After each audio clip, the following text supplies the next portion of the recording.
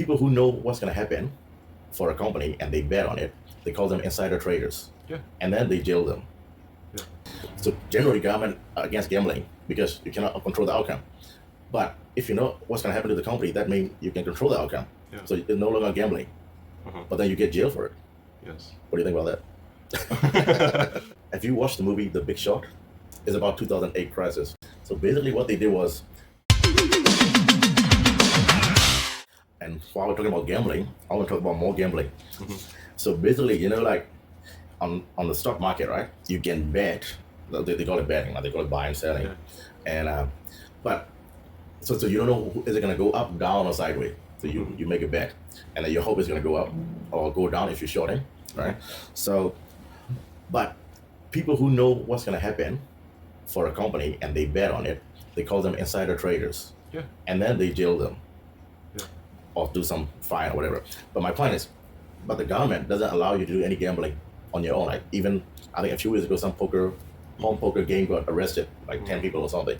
They play at home, not even commercially. So generally government are against gambling because you cannot control the outcome. But if you know what's going to happen to the company, that means you can control the outcome. Yeah. So it's no longer gambling. But then you get jailed for it. Yes. What do you think about that?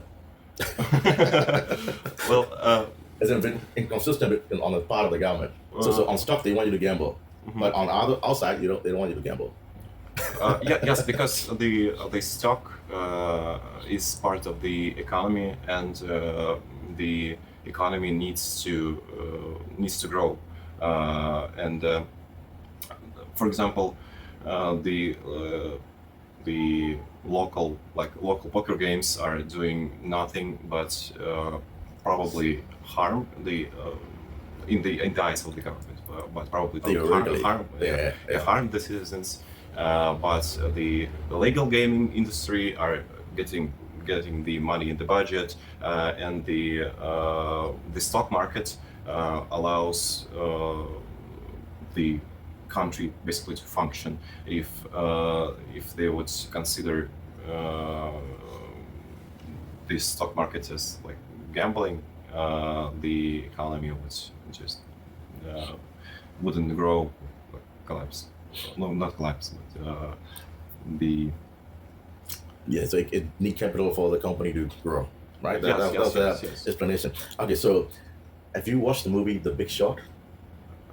This came out about a few years ago. It's about 2008 crisis, and they make a movie about it. I know this story, but I haven't watched the film. Okay. So basically, I think, most people know that some issue happened in 2008, but they don't know what. Most of them. I don't know. I had to study like maybe a couple of times to read it exactly what the hell what happened.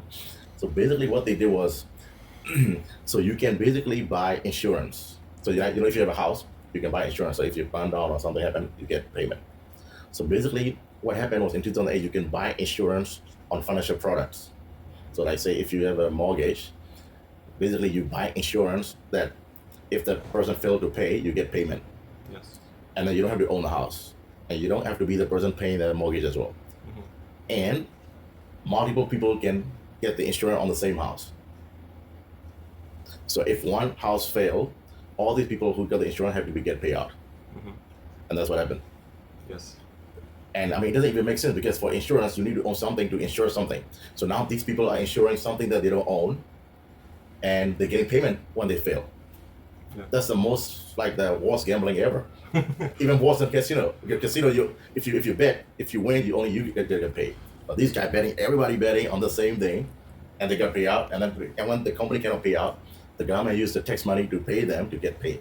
Yes, that's like the whole. So at the time, it's a really attractive investment. Not only like banks started to trade their obligations like loans between each other, but the pension funds started to buy out, how to say, the loans, the rights to collect the interest on the loan. So because it's at the time it seems like a perfectly safe investment. For example, some European pension funds even invested in this because they see that we like, for example, in Scandinavian countries, there are like basically negative interest rate on Yeah, the yeah. on the like bank rates, but here they can earn like 5-6% on the yearly. Yeah. So it's like it's safe country to invest to. Key percentage the mortgage rates really low, Yeah. and at the time it was good investment, but it relied on like one domino that Yeah, so I mean, so the mortgage part, I can understand, right? They might give a loan to people who cannot pay. That's fine. I mean, the damage can still be contained. Mhm. But the fact they allow people to get insurance on things they don't own, and if 1,000 people get it, you have to pay 1,000 times off the house barely. Yeah. How could government allow that? It's purely gambling, basically. There's no way Yeah. around it. Yeah. But the funny thing is, they say it still exists today after 2008. So you can still buy it now if you want. So now you understand you can buy some insurance for some mortgage, Yeah, whenever there is capital, there's Yeah. gonna be stuff like that. So I asked ChatGPT, right? So what's stopping people from betting for weather? Like what's gonna rain tomorrow or sunny tomorrow? And funny thing, it came back and said, in fact, there's already a market for betting weather. Energy company bet the weather and sell the insurance. Because based on weather, your energy price can go down and up. Mhm. So Yeah. the whole thing is like gambling. The whole big.